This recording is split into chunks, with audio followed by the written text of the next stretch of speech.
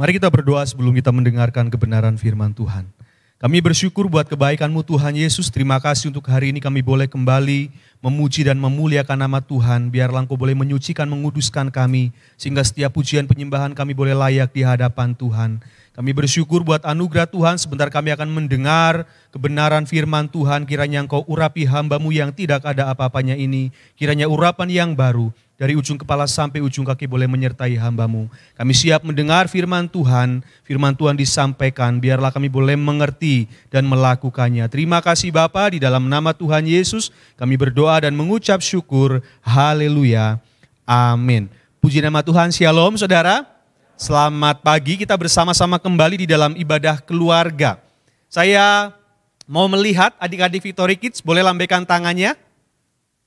Sekarang saya mau bertanya kepada adik-adik Victory Kids, siapa yang pernah merasakan lapar sekali? Coba angkat tangan. Oh, kalau sekarang ada yang belum makan, angkat tangan. Udah lapar? Siapa yang pernah merasakan haus sekali? Pengen minum? Ada, angkat tangan. Nah, adik-adik, biasanya kalian kalau pas lagi lapar banget, ngapain? Apa yang dilakukan? Cari makan, terus makan yang banyak ya. Kalau pas lagi haus banget kalian cari air supaya bisa minum dan haus kalian bisa sudah nggak haus lagi, jadi seger. Nah, adik-adik yang dikasihi Tuhan, di dalam Alkitab ada cerita yang sama. Ada seorang yang sangat lapar, tapi bukan lapar sama makanan. Dia lapar sekali, ingin bertemu seseorang. Kira-kira siapa ya? Ada yang tahu? Orang ini lapar banget, pengen ketemu seseorang, pengen lihat seseorang. Di depannya hurufnya Z. Siapa, ada yang tahu? Zakeus, ya betul sekali. Adik-adik yang dikasihi Tuhan, Alkitab menceritakan Zakeus adalah seorang pemungut cukai. Dia orang kaya dan juga dia badannya pendek. Pada saat itu Alkitab menceritakan dia sangat lapar, dia sangat rindu bertemu dengan Yesus. Ingin melihat Tuhan Yesus. Tapi karena badannya pendek, dia nggak bisa lihat Yesus. Karena pada saat itu ada banyak orang mengikuti Yesus. Adik-adik yang dikasihi Tuhan, tetapi Zakeus tidak kehilangan cara. Caranya gimana ya supaya bisa melihat Yesus?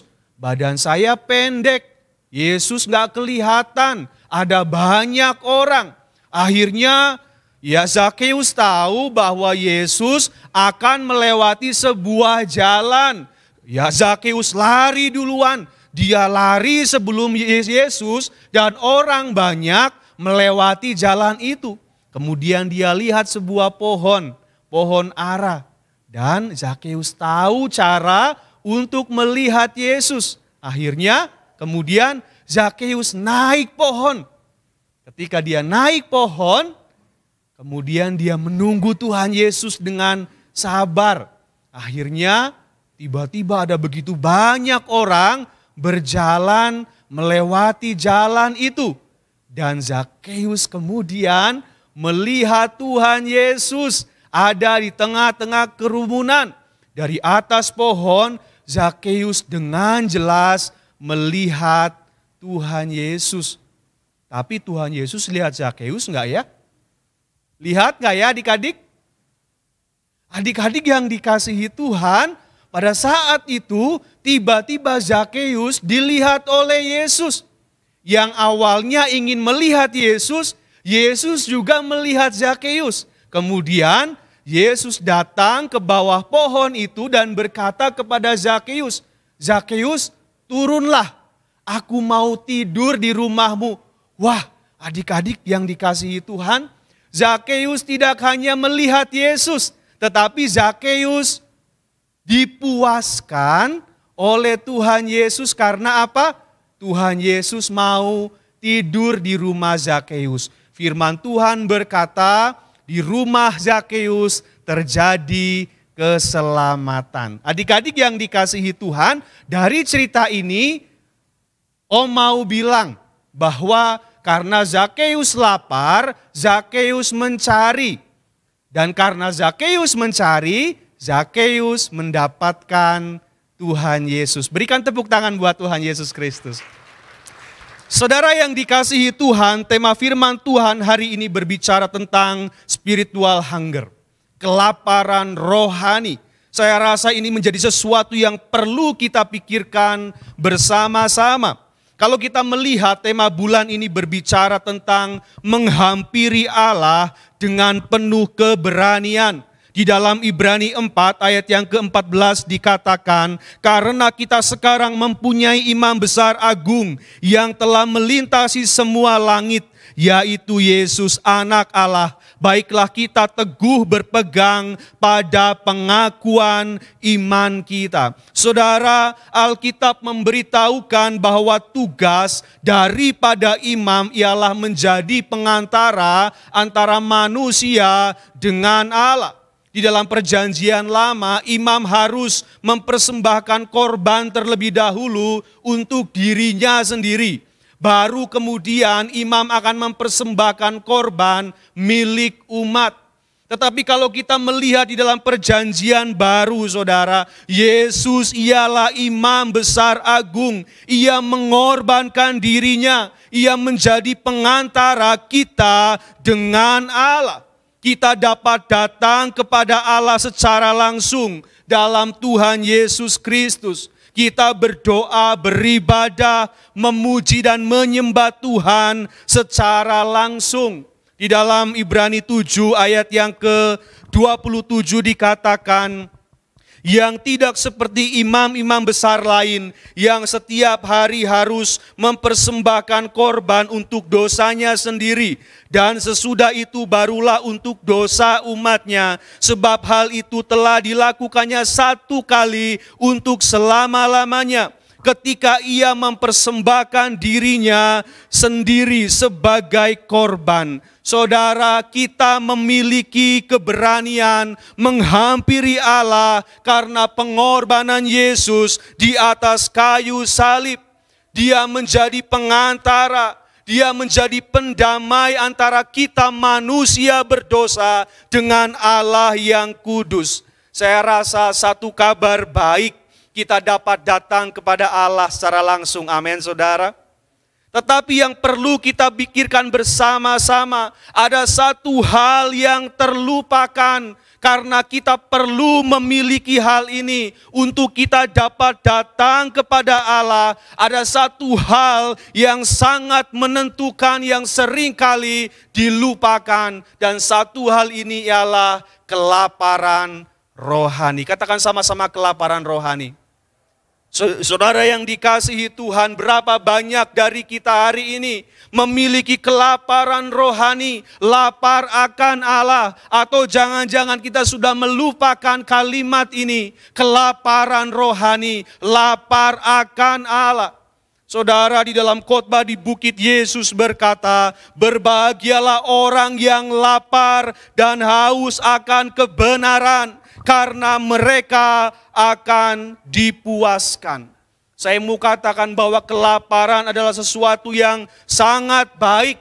Kelaparan adalah pembujuk, kelaparan adalah penggerak yang luar biasa. Orang-orang pergi untuk makan karena lapar. Saya dan saudara pergi untuk makan karena lapar. Bangsa Israel datang kepada Yusuf, bangsa-bangsa di dunia datang kepada Yusuf untuk membeli gandum karena kelaparan yang sedang terjadi pada saat itu.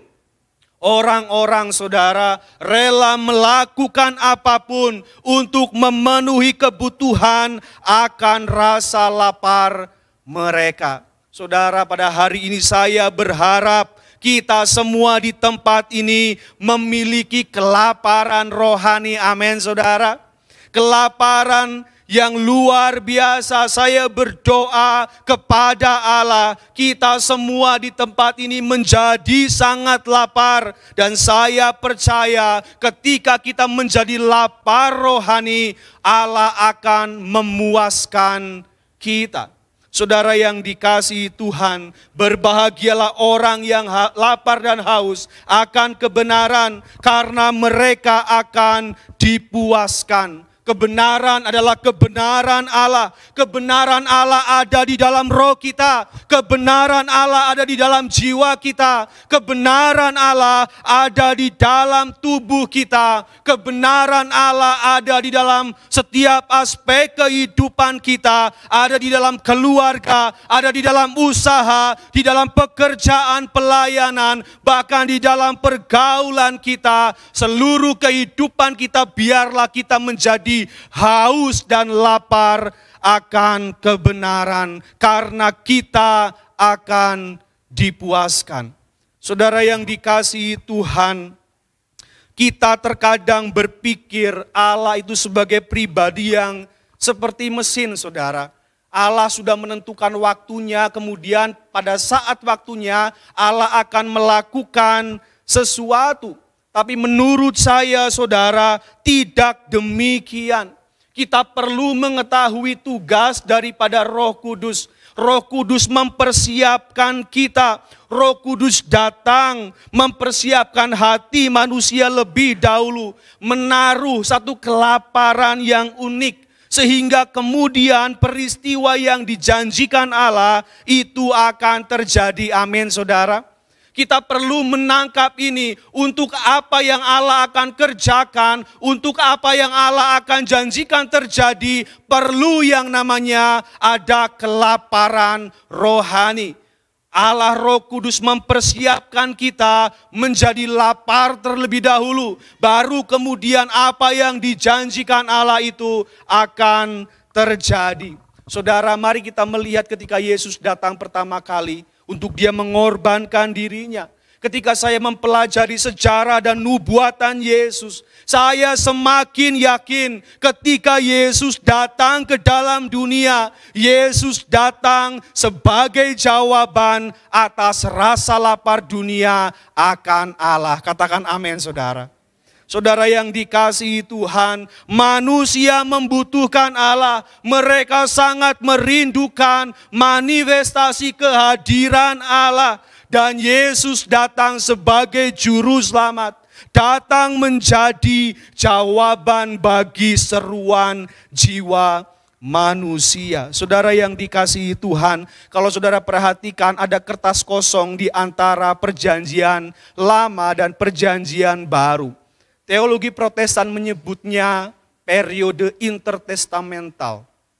400 tahun sunyi, di mana Allah tidak berbicara kepada umatnya Israel. Saudara yang dikasihi Tuhan, 400 tahun sunyi merupakan masa yang panjang. Allah tidak berbicara, masa di antara perjanjian lama dan perjanjian baru.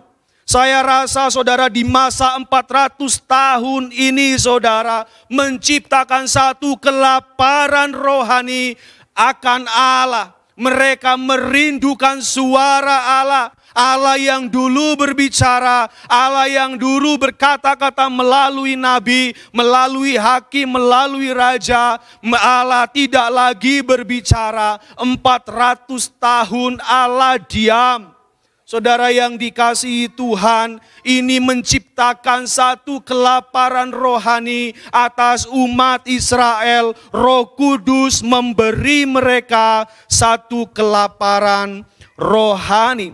Oleh sebab itu kita perhatikan saudara, ketika Yohanes Pembaptis berseru-seru di padang gurun, mempersiapkan jalan untuk Yesus. Hal ini saudara merupakan jawaban, amin saudara, merupakan jawaban atas kelaparan yang selama 400 tahun ini Allah diam. Tiba-tiba ada seorang yang bernama Yohanes mulai membicarakan Allah, mulai berbicara tentang Allah. Selama 400 tahun Allah diam, sekarang mereka mulai mendengar kembali Allah berbicara. Di dalam Matius 3 ayat yang ke-1 sampai dengan yang ke-3 dikatakan, pada waktu itu tampillah Yohanes Pembaptis di padang gurun Yudea dan memberitakan, bertobatlah sebab kerajaan sorga sudah dekat. Sesungguhnya dialah yang dimaksudkan Nabi Yesaya ketika ia berkata, ada suara orang yang berseru-seru di padang gurun.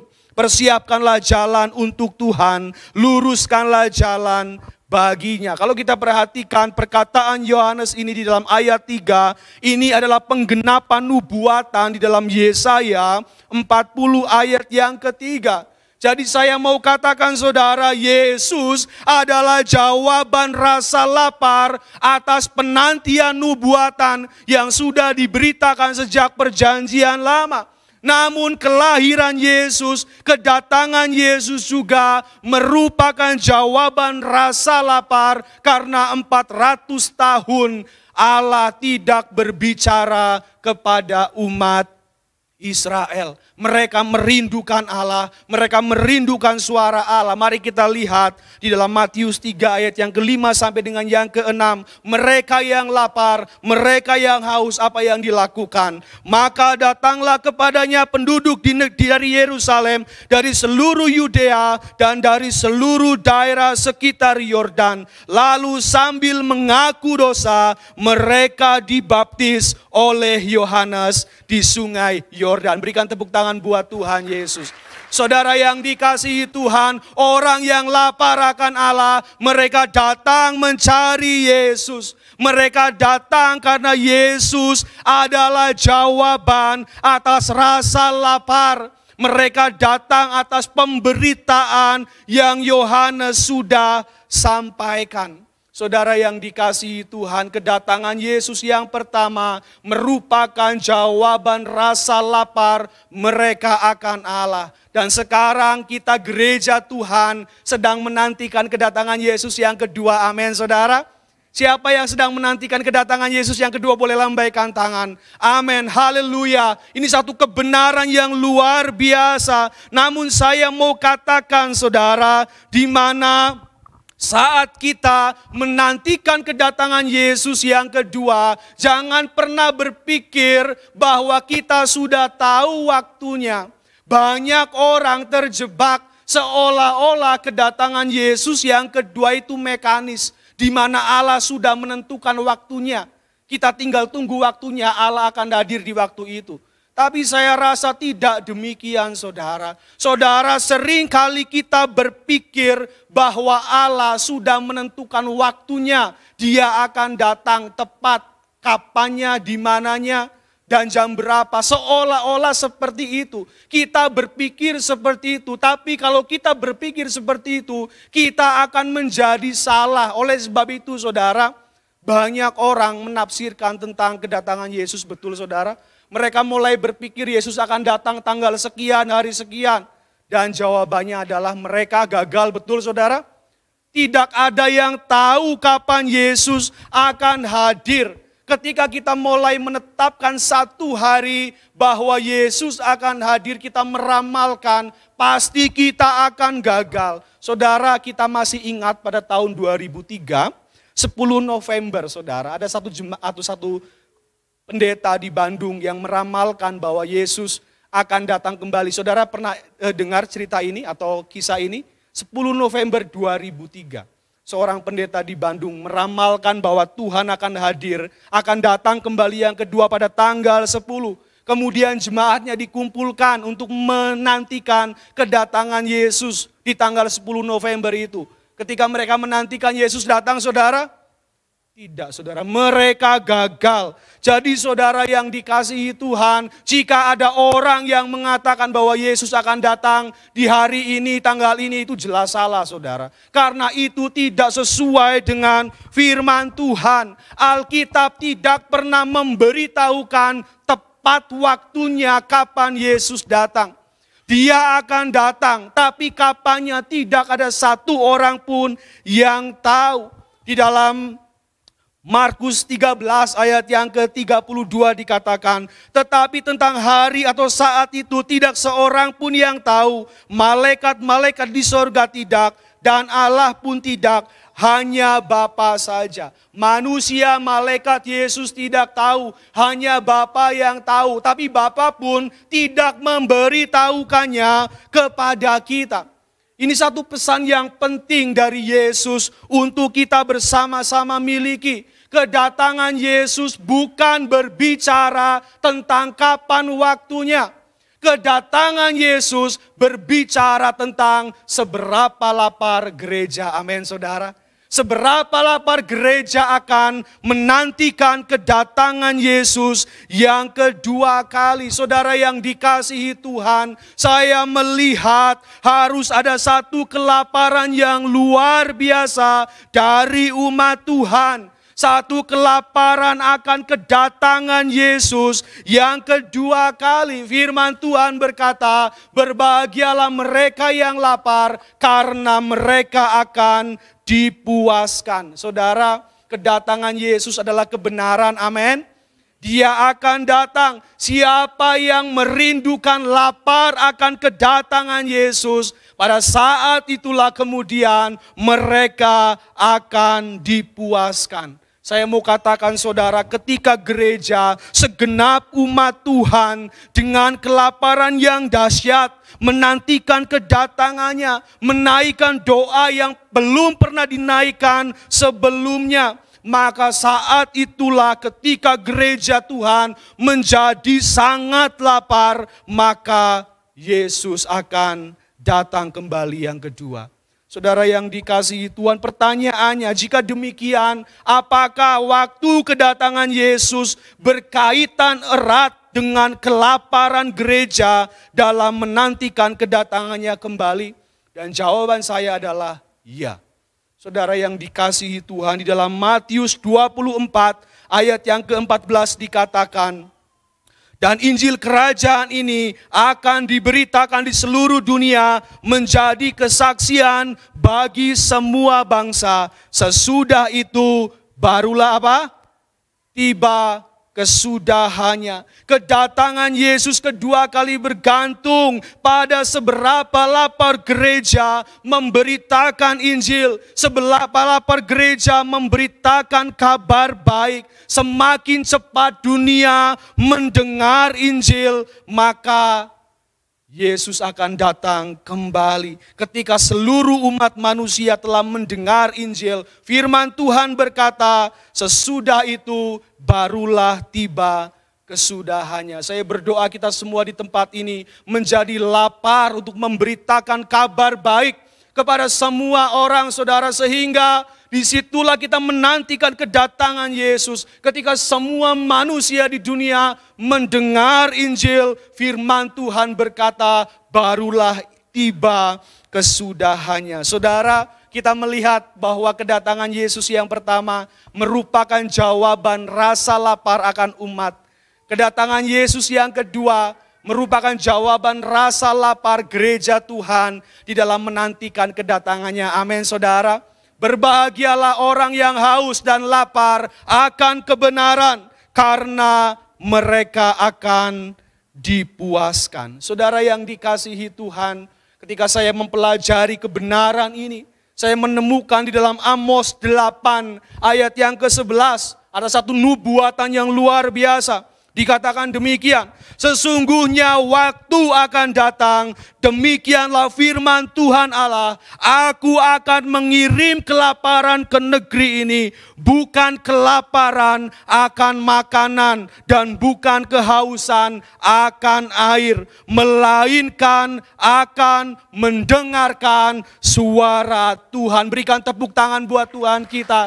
Saudara yang dikasihi Tuhan, kita semua mau menjadi lapar dan haus akan kebenaran.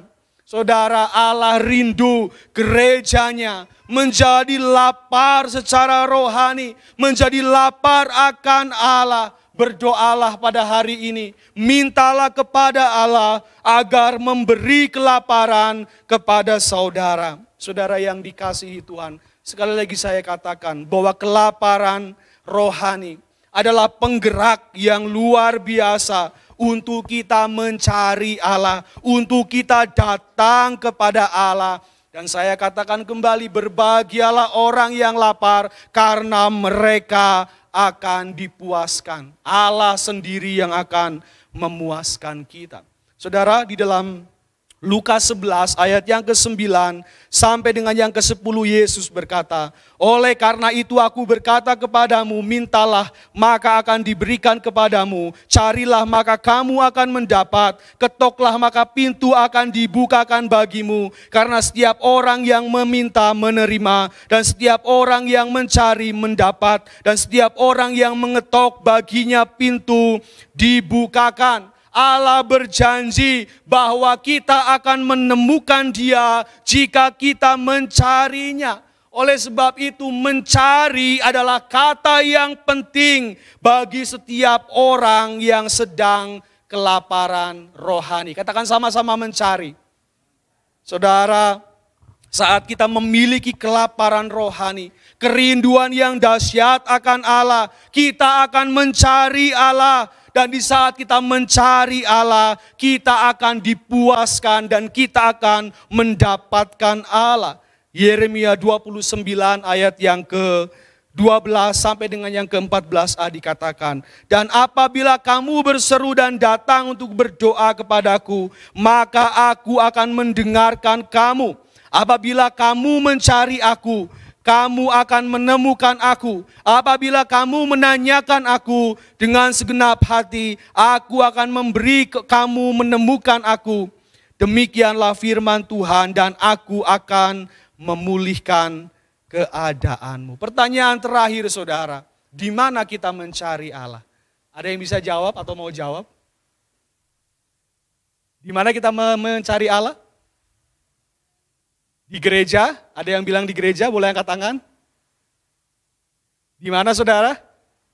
Di mana kita mencari Allah? Di mana? Di Alkitab. Ya, kemarin kita belajar tentang Allah ada di dalam Alkitab menyatakan dirinya. Saudara yang dikasihi Tuhan, terima kasih untuk jawabannya. Saudara yang dikasihi Tuhan, pertanyaan yang penting, di mana kita mencari Allah? Dalam mencari Allah seringkali kita berpikir bahwa Allah di luar diri kita. Allah tidak bersama dengan kita sehingga kita mencari di luar diri kita. Namun saudara perhatikan ada satu konsep Alkitab yang luar biasa, yang sangat penting. Dikatakan bahwa kita adalah bait Allah. Amin saudara. Jadi kalau kita bait Allah, Allah ada di mana?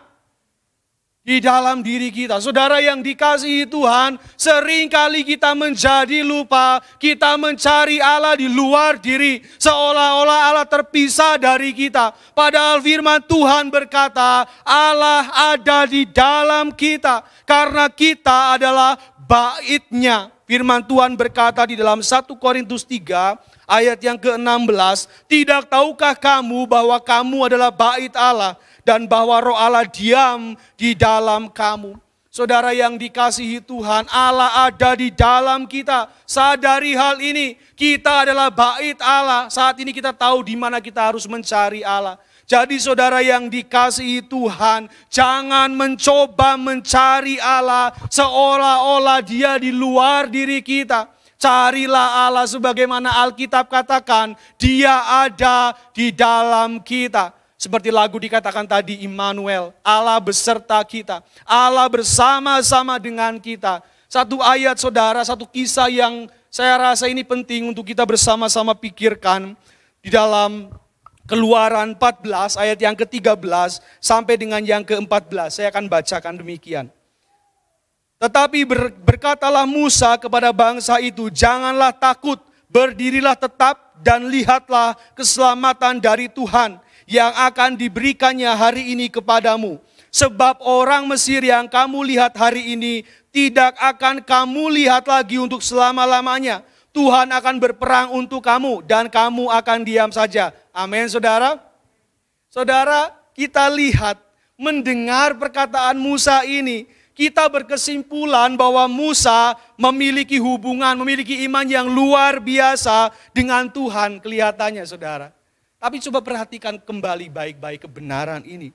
Saudara, Musa menulis perkataan ini ketika mereka sedang terjepit di antara pasukan Mesir, pasukan Firaun, dan di depan mereka ada Laut Merah atau Laut Tebrau.